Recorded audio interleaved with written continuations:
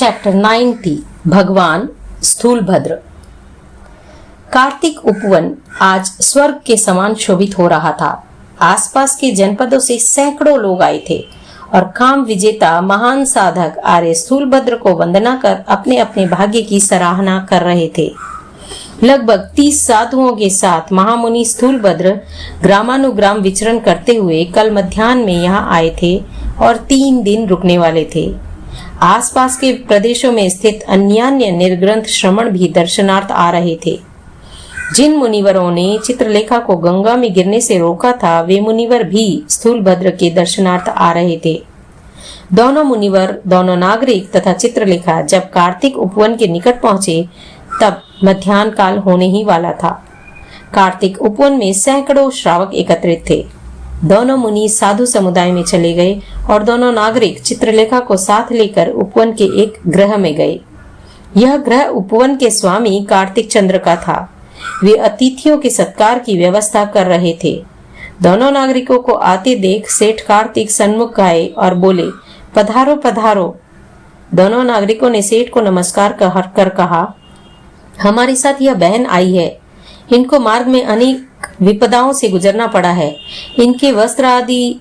नागरिक वाक्य पूरा करे उससे पूर्व ही सेठ बोले, माँ भीतर आओ, मेरी कन्या आपका भावभीना स्वागत करेगी।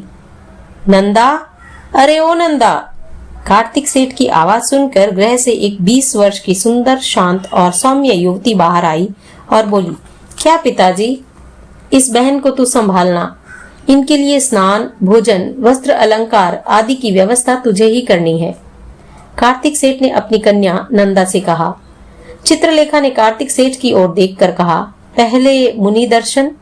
बीच में ही मुस्कुराते हुए सेठ बोले, हाँ पुत्री, यह तो मैं भी जानता हूँ। अभी तो भगवान स्थूलभद्र मुनिवरों के साथ है। मध्याह्न के पश्चात प्रवचन करेंगे, उस समय नंदा तुझे वहां ले जाएगी। अब तो इसके साथ घर के भीतर जा। चित्रलेखा बिना कोई प्रतिवाद किए नंदा के साथ घर में गई। दोनों नागरिक भी अतिथि गृह में चले गए।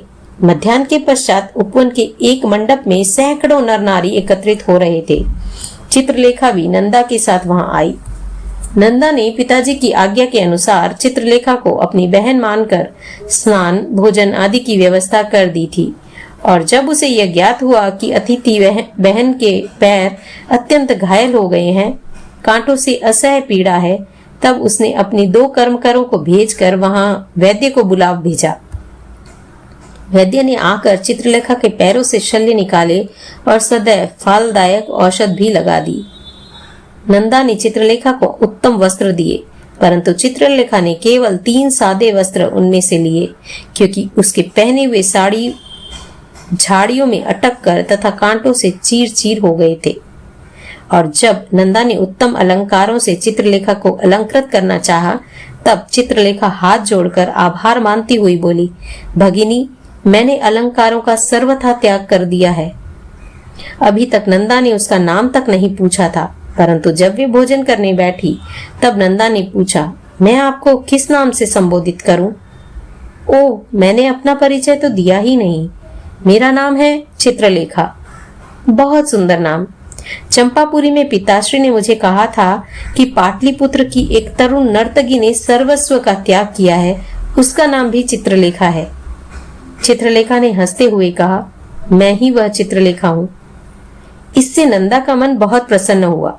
भोजन करते करते दोनों के बीच लंबा वार्तालाप चला। उपवन के मंडप में एक और पुरुष बैठे थे और एक और स्त्रियां बैठी थी। सभी मुनिवर की प्रतीक्षा कर रहे थे। कुछ ही समय में सूर्य सम तेजस्वी मुनि स्थूलभद्र अपने मुनियों के साथ मंडप में आए। उनको देखते ही सभी स्त्री पुरुष खड़े हो गए। सभी ने भाव से नमन किया। महात्मा स्थूलभद्र ने एक आसन पर बैठकर सबसे पहले मंगल पाठ सुनाया और फिर सारी जनता नीचे बैठ गई।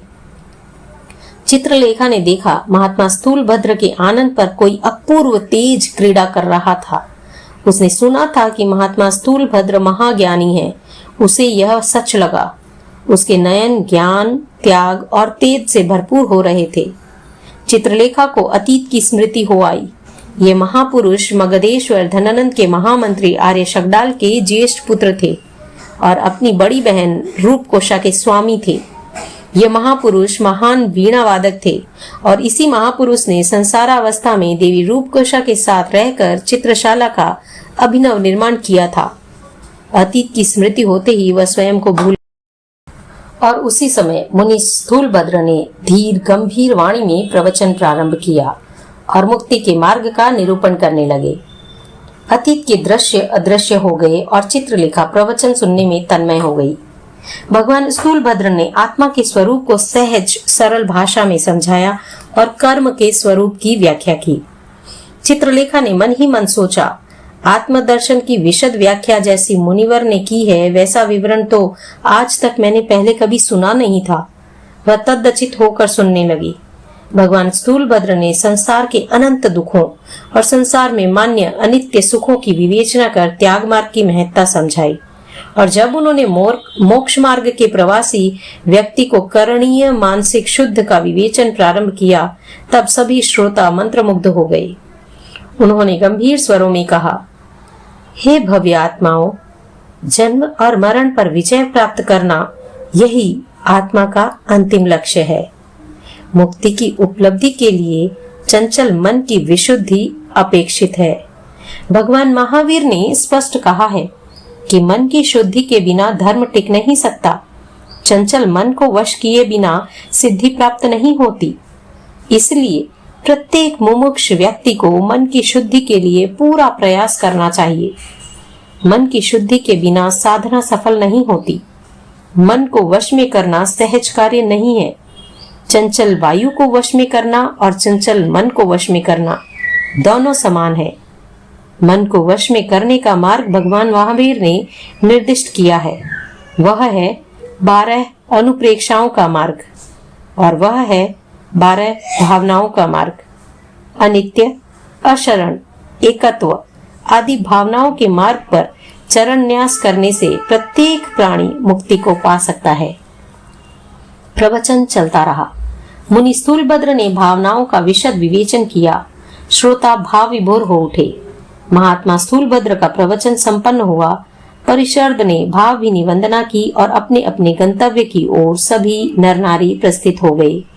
और इसी समय उपवन के पिछले भाग में कुछ कोलाहल सा सुनाई दिया। लोगों ने मुड़कर देखा, 2 वनवासी एक भिक्षुक को लेकर आ रहे हैं। महामुनि सुभद्र स्थूलभद्र ने उस ओर देखा और दूसरे ही क्षण वनवासियों ने मोटी आवाज में कहा, मुनिराज, यह साधु वन में मूर्छित होकर गिर पड़ा था। अभी अभी उसकी मूर्छा टूटी है, इसको संभालो। चित्रलेखा ने भी उस ओर देखा और वह चौंकी। ओह, यह तो हिरण्य है, ज्ञानी हिरण्य। उसकी यह दशा। कार्तिक सेठ ने वनवासियों से पूछा, तुम इस साधु को यहाँ कैसे लाए? बापू, हमें पता चला कि मुनिवर यहाँ आए हैं। तब हमने सोचा कि वह बेचारा साधु वन में भटक कर पीछे रह गया है, इसलिए हम उसे यहाँ ले आए। वनवासी बोले। कार्तिक सेठ ने पूछा, तुमने बहुत ही उत्तम कार्य किया है। फिर सेठ ने मुनीम की ओर दृष्टि कर कहा, इन दोनों वनवासियों को भोजन कराकर धन देकर संतुष्ट करना। हिरण्य सचेतन हो गया। उसने सामने देखा, तेजपुंज महान त्यागी और महान ज्ञानी महात्मा स्थूलभद्र अपने साधु समुदाय के साथ वहां विराजमान थे। उनको देखते ही हिरण्य का सर चरणों में झुक गया। महात्मा स्थूलभद्र बोले, जो कुछ घटित हुआ है उसे भूल जाओ। कर्म का विपाक मनुष्य के चित्त को बहुत चंचल बना देता है। ये शब्द सुनते ही हिरण्य चौंका। क्या ये मुनि त्रिकालदर्शी हैं? उसने दोनों हाथ जोड़कर कंपित स्वरों में कहा, भगवान, मेरे एक संशय का निवारण करें। साधु, संशय से मुक्त हो जाओ। बोलो। व्रत, तप और ज्ञान में मैं बेजोड़ था, फिर भी हिरण्य वाक्य पूरा नहीं कर सका। महामुनि स्थूलभद्र ने प्रशांत भाव से कहा, भाई, मिथ्यात्व कभी ज्ञान नहीं होता और ज्ञान का गर्व भी ज्ञानी को नहीं होता। ओह, मेरा संशय मिट गया। भगवान, मुझे प्रायश्चित दे, मैंने घोर पाप किया है। साधु, भगवान महावीर के मार्ग की शरण ले, तेरी सारी व्यथाएं शांत हो जाएगी। महात्मा ने कहा, आप मुझ महापापी को स्थान देंगे? हिरण्य ने पूछा। भगवान के शासन में सभी को स्थान है। तू स्वस्थ हो, तेरा पश्चाताप तुझे शुद्ध करेगा, आर्य स्थूलभद्र ने कहा। हिरण्य वही नत हो गया और सेठ कार्तिकेय हिरण्य को लेकर उपवन के गृह की ओर गए। आर्य स्थूलभद्र अपने साधुओं के साथ मंडप से उठे। चित्रलेखा यह सब देखकर आश्चर्यचकित थी। नंदा ने कहा, बहन। चित्रलेखा बोली, क्यों? मुनिवर तो पधार गए। अरे, मुझे उनसे मिलना है। नंदा बोली, कल प्रातः मैं आपको उनके पास ले चलूंगी। अब चलें। कल प्रातः? हाँ, मुनिवर यहाँ 2 दिन और रुकेंगे, नंदा बोली। चित्रलेखा खड़ी हुई। उसके कानों में स्थूलभद्र की वाणी गूंज रही थी। उसके मन में भगवान महावीर का मार्ग क्रीड़ा कर रहा था और उसके नयनों में हिरण्य की दयनीय दशा और रूपांतरण छा रहा था।